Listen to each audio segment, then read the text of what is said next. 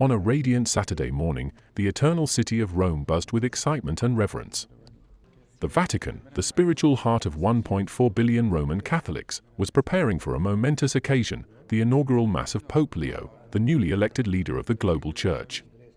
Into this historic moment stepped U.S. Secretary of State Marco Rubio, arriving to strengthen diplomatic ties and witness a new chapter in Catholic history.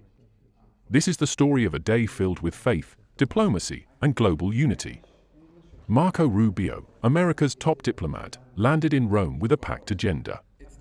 His first stop was a meeting with Cardinal Pietro Parolin, the Vatican's Secretary of State and a key figure in the Church's global outreach.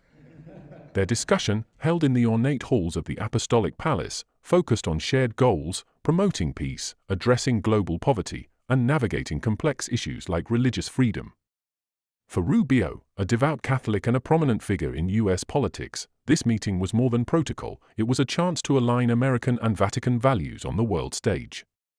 The backdrop to Rubio's visit was the recent election of Pope Leo, chosen just 9 days earlier on May 8, 2025, in a conclave that captivated the world.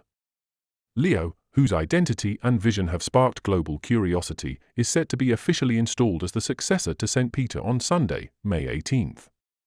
His election marks a new era for the Catholic Church, one that promises to address modern challenges while staying rooted in tradition. The anticipation for his inaugural Mass has drawn leaders from across the globe to Rome, eager to witness history. Sunday's Mass, to be held in the grandeur of St. Peter's Square, is expected to be a spectacle of faith and unity. Alongside Rubio, U.S. Vice President J.D. Vance will attend, joined by a host of world leaders, from European prime ministers to Latin American presidents. The presence of such a diverse delegation underscores Pope Leo's universal appeal and the Vatican's role as a global moral compass. For Rubio and Vance, attending the Mass is a powerful gesture of U.S. support for the new pontiff's mission. But Rubio's Saturday was far from over. After his meeting with Cardinal Parolin, he sat down with Cardinal Matteo Zuppi, the Pope's peace envoy to Ukraine. Zuppi, known for his tireless efforts to mediate in the ongoing Russia-Ukraine conflict, shared insights on the Vatican's humanitarian work in war-torn regions. For Rubio, this was a chance to discuss America's role in supporting peace initiatives, especially in a world fractured by conflict. Later that day, Rubio met Italian Foreign Minister Antonio Tajani, strengthening U.S.-Italy ties at a time when global alliances are more critical than ever. As the sun set over Rome, the city prepared for a Sunday unlike any other. Pope Leo's inauguration is more than a ceremony, it's a beacon of hope for millions, a call for unity in a divided world.